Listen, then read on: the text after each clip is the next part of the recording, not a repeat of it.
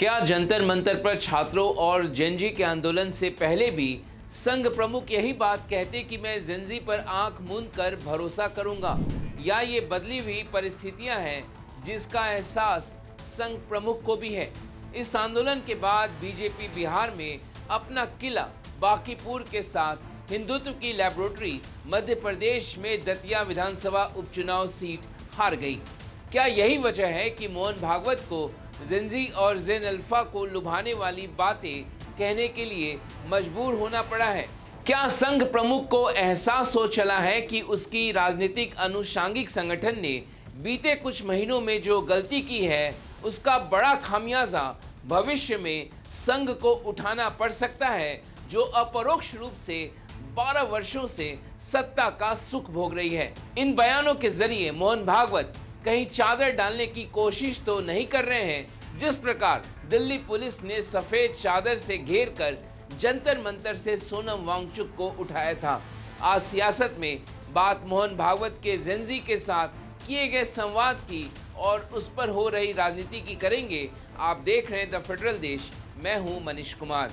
मुंबई में गुरुवार 6 अगस्त की शाम संघ प्रमुख Mohan Bhagwat India's international movement to unite nations IIMUN के सालाना कॉन्फ्रेंस में 2000 के करीब जेनजी और जेन अल्फा छात्रों से मुखातिब हुए। जेनजी और जेन अल्फा, जिन्हें कुछ साल पहले तक मोबाइल, सोशल मीडिया और रील्स में उलझी पीढ़ी के तौर पर देखा जाता था, अब राजनीतिक संवाद के केंद्र में है। प्रधानमंत्री नरेंद्र मोदी लगातार युवाओं से सोशल मीडिया के जरिए संवाद कर रहे हैं। अब RSS प्रमुख मोहन भागवत ने भी जेनजी और जेन अल्फा के साथ बैठकर उनकी बात सुनने की कोशिश की है। लेकिन सवाल सिर्फ यह नहीं है कि मोहन भागवत ने युवाओं से क्या कहा। बड़ा सवाल यह है कि युवाओं की याद इतनी तेजी से क्यों आई? क्या इसलिए कि नई पीढ़ी अब सोशल मीडिया पर सवाल नहीं पूछ रही, बल्कि सड़क पर उतरकर सत्ता से जवाब भी मांग रही है? बीजेपी के नेताओं की कथनी के विपरीत RSS प्रमुख मोहन भागवत ने जेनजी और जेन अल्फा के लिए जमकर कसीदे पढ़े। जो बीजेपी के नेता और मंत्री छात्र और जेनजी के आंदोलन पर सवाल खड़े कर रहे थे, उसी आंदोलन को लेकर मोहन भागवत कह रहे हैं कि आंदोलन करना गलत नहीं है, युवाओं की बात सुनी जानी चाहिए। उन्होंने छात्रों के आंदोलन को लोकतंत्र का हिस्सा बताते हुए कहा कि अगर युवा व्यवस्था में सुधार की मांग को लेकर आवाज उठा रहे हैं तो उन्हें सुना जाना चाहिए। जेनजी ने आंदोलन नहीं करना चाहिए अगर ऐसा मैं करूंगा नहीं, लेकिन कैसे करना, क्या करना डेमोक्रेसी में, इसके तरीके भी बताए हैं। कॉन्स्टिट्यूशन हमको जिन्होंने दिया, डॉक्टर बाबा साहब आम्बेडकर का, अगर 2 स्पीचेस हमने पढ़ लिए तो ये कैसे करना, क्या करना, उसका उसमें इंडिकेशन है, वो देखना चाहिए। और हम लोगों को भी ऐसा देखना चाहिए कि अगर जेनजी चिल्ला रही है तो विरोध के लिए नहीं चिल्ला रही, कुछ तकलीफ है इसलिए चिल्ला, बिल्कुल उसको ठीक करना चाहिए। एजिटेशन जो होना है वो आपके खिलाफ या मेरे खिलाफ न होकर वो सिस्टम करेक्शन के लिए होना चाहिए। क्या भारतीय जनता पार्टी और मोदी सरकार मोहन भागवत के बातों को सुन रही है या नहीं? मोहन भागवत किसके लिए ये बातें कह रहे हैं कि छात्रों की बात सुननी चाहिए थी? मोदी सरकार के लिए ही ना। मोहन भागवत ने कहा कि आंदोलन लोकतंत्र में संवाद का एक तरीका है। अगर किसी की शिकायत उचित है और व्यवस्था में सुधार की जरूरत है तो बातचीत होनी चाहिए। उन्होंने कहा कि शिक्षा व्यवस्था में अभी बहुत कुछ किया जाना बाकी है और अगर बातचीत के बाद भी समाधान नहीं निकलता है तो लोकतांत्रिक तरीके से प्रदर्शन किया जा सकता है। भागवत ने कहा कि वह कभी नहीं कहेंगे कि जेनजी को आंदोलन नहीं करना चाहिए। लोकतंत्र में विरोध करने का अधिकार है, लेकिन विरोध का तरीका भी संविधान और लोकतांत्रिक व्यवस्था के दायरे में होना चाहिए। कई बार ऐसा भी लगता है कि प्रोटेस्ट पे हम निकल आए तो लोग हमें एंटी नेशनल बुला देंगे, लोग हमें बोलेंगे saying that this people are agents of some country and so and so. तो सर मैं कह रहा हूँ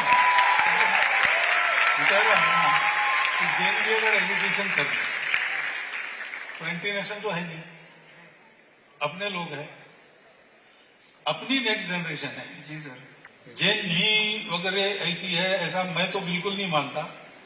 आप क्या मानते हैं? विदाउट इट कॉन्टेक्स्ट भी जब पूछा गया तो मैंने बताया, और आज भी मैंने आपके सामने बोला है कि मुझे लगता है कि ये जो नई पीढ़ी है जैन जी, जैन अल्फा, ये अभी जो हमारी एग्जिस्टिंग पीढ़ी है उससे ज्यादा ऑनेस्ट है।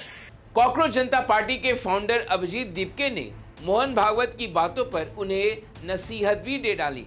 जरा सुनिए दीपके के इस बयान को। नहीं, मुझे जो लगता है मोहन भागवत का जो कल का जो स्टेटमेंट था, जो सबसे इम्पोर्टेंट स्टेटमेंट था, वो ये था कि जेनजी को एंटी नेशनल्स मत कहो, प्रोटेस्ट करना उनका अधिकार है और जेन्युइन इश्यूज़ है। तो उन्होंने जो ये चीज़ कही है, मैं पूरी तरह अग्री करता हूँ। मैं चाहता हूँ कि मोहन भागवत, क्योंकि वो बीजेपी के एक तरीके से मेंटर है, नरेंद्र मोदी जी के भी गॉडफादर है, तो एक बार वो सेम चीज़ बीजेपी वालों को बता दे, नरेंद्र मोदी जी को बता दे कि ये जो स्टूडेंट्स है, यूथ है, उनको एंटी नेशनल्स ना कहा है, क्योंकि ये लोग तो सारे बीजेपी वाले लोग एंटी नेशनल कह रहे हैं। धर्मेंद्र प्रधान ने क्या कहा था, दहशतगर्दों की बी टीम है। और जो नितिन नबी जी है, भाजपा के प्रेसिडेंट, उन्होंने कहा था कि ये वायरस है। तो मैं उम्मीद करता हूँ कि अब मोहन भागवत जी की ये बात सुनेंगे, ये उनकी बात मानेंगे, क्योंकि ऐसा तो नहीं हो सकता कि बीजेपी वाले आरएसएस के अगेंस्ट जाकर कुछ बात कहते हैं, और अगर ऐसा कहते हैं तो कहीं ना कहीं फिर आरएसएस को भी सोचने की जरूरत पड़ेगी कि बीजेपी वाले मोहन भागवत जी की भी बात नहीं मान रहे। मोहन भागवत से जब ये सवाल किया गया कि देश में इन दिनों ये प्रथा चल पड़ी है कि जो भी सरकार के खिलाफ प्रदर्शन करे, धरना दे, उसे राष्ट्र विरोधी बता दिया जाए। जैसे किसान आंदोलन में किसानों को खालिस्तानी, सीएए के विरोध में शाहीन बाग में विरोध करने वालों को पाकिस्तानी बता दिया गया था। लेकिन मोहन भागवत छात्रों के आंदोलन को लेकर एंटी नेशनल जैसे आरोप लगाए जाने पर आपत्ति जताते हैं।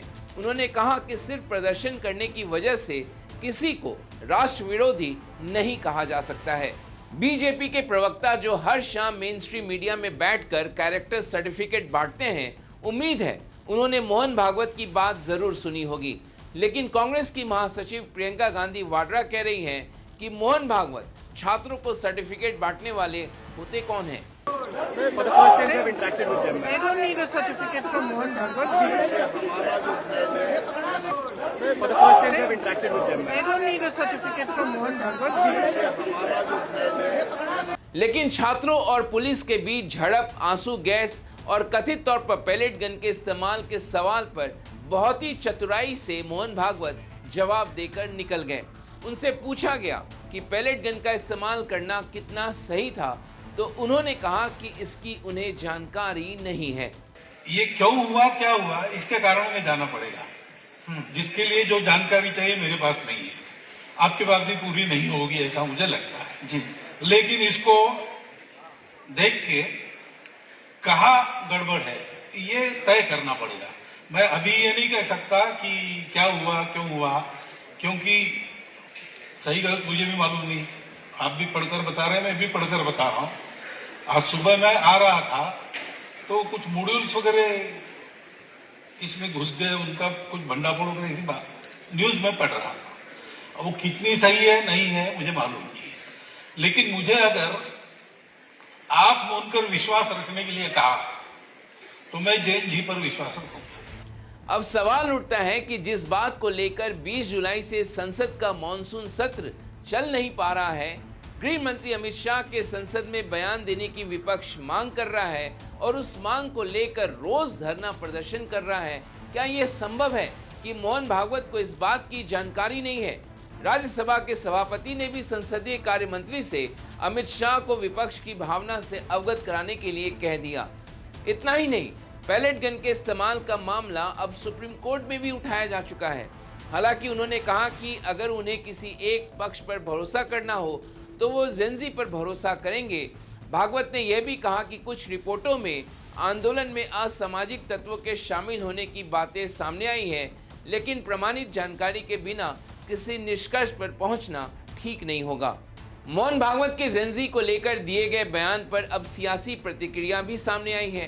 कांग्रेस सांसद केसी वेणुगोपाल ने कहा कि अगर आरएसएस को वास्तव में जेनजी की चिंता है तो उसे केंद्रीय गृह मंत्री के इस्तीफे की मांग करनी चाहिए या कम से कम छात्रों के सामने आकर माफी मांगने के लिए कहना चाहिए। वेणुगोपाल ने आरोप लगाया कि आरएसएस सरकार को नियंत्रित करती है। उन्होंने कहा कि अगर छात्रों की सच में चिंता है तो छात्रों पर हुई कथित कार्रवाई की निंदा करनी चाहिए और पैलेट गन के इस्तेमाल को लेकर जवाबदेही भी तय की जानी चाहिए। If we have any sincerity to the Gen Z, let him ask to the Home Minister of India to resign. Otherwise, at least come to the Parliament and apologize to the students and to the Prime Minister also. RSS is controlling the government. If he have any sincerity towards the students, he has to condemn them. The atrocities happened against the students. Pellet gun, lathi charge. And the students is asking for that only. Why keeping mum on that? संघ प्रमुख ने आरक्षण को लेकर भी बड़ा बयान दिया है। उन्होंने कहा कि आरक्षण पिछड़े और वंचितों वर्गों के उत्थान के लिए है, न कि ये कोई स्थायी व्यवस्था है। भागवत ने कहा कि आरक्षण को राजनीतिक मुद्दा बना दिए जाने से समाज में कड़वाहट पैदा हुई है, जबकि इसका मूल उद्देश्य सामाजिक एकता और भेदभाव को दूर करना था। उन्होंने डॉक्टर भीमराव अंबेडकर की सलाह का ईमानदारी से पालन करने की बात भी कही। भागवत ने यह भी कहा कि जो लोग आरक्षण के जरिए आगे बढ़ चुके हैं, उन्हें आगे के लाभ छोड़ने पर विचार करना चाहिए ताकि दूसरे वंचित लोगों को अवसर मिल सके। सोशल कारणों से रिजर्वेशन है, सोशल डिस्क्रिमिनेशन जब तक है रिजर्वेशन चलेगा। जिनको मिल गया और जिनका ठीक हो गया उतना लार्ज हार्टेड चाहिए, उन्होंने दे देना चाहिए। और अगर ये ठीक से होता है तो वहाँ ऐसे स्वर भी उठ रहे हैं जहाँ रिजर्वेशन मिलता है, वो अब ऐसा थोड़े है लेकिन कहना शुरू हो गया है कि अब हमने ले लिया, हमारा ठीक हो गया, अब दूसरे को दे दो। भागवत के इस बयान पर कांग्रेस नेता और कर्नाटक के गृह मंत्री प्रियांक खड़गे ने निशाना साधते हुए कहा कि आरएसएस की विचारधारा अब तक नहीं बदली है, सिर्फ उसकी भाषा बदली है। See, Mr. Mohan Bhagwat is just addressing Generation Z. The ideology has not changed, just the language has changed. All right, their ideology remains divisive in nature. Yesterday, if you heard Mr. Mohan Bhagwat's statement while talking to the Gen Z, he made a very vague comment on reservations. He said it should be there till there is social discrimination, and then he goes on to also say that it won't be there for long. So his intent is very clear. कपड़े वही खाकी है, खाकी चड्डी अभी पतलून बन गया, बस है। सोच वही है। जेन जी से बात करो, जेन अल्फा से बात करो या मिलेनियल से बात करो, सोच तो वही है ना। बहरहाल सवाल उठ रहा कि क्या मोहन भागवत डैमेज कंट्रोल करने की कोशिशें कर रहे हैं? जिन बातों को लेकर मोदी सरकार अब चौतरफा घिर चुकी है, उससे उसे निकालने की कोशिशें तो नहीं कर रहे हैं। हालांकि मोहन भागवत ने जो बातें कही हैं, जो संदेश दिया है, क्या मोदी सरकार अपनी नीतियों में उसका अनुकरण करेगी? क्या जेन जी और जेन अल्फा से संवाद से केवल काम चल जाएगा, या उनके सुनहरे भविष्य के लिए वाकई में धरातल पर कोई काम दिखेगा? तो आज आपको हमारा ये वीडियो कैसा लगा, कमेंट बॉक्स में जाकर ज़रूर कमेंट करिए। और द फेडरल देश के यूट्यूब चैनल को आपने अभी तक सब्सक्राइब नहीं किया तो उसे ज़रूर सब्सक्राइब करें। आज इस वीडियो को देखने के लिए आपका बहुत बहुत शुक्रिया, धन्यवाद।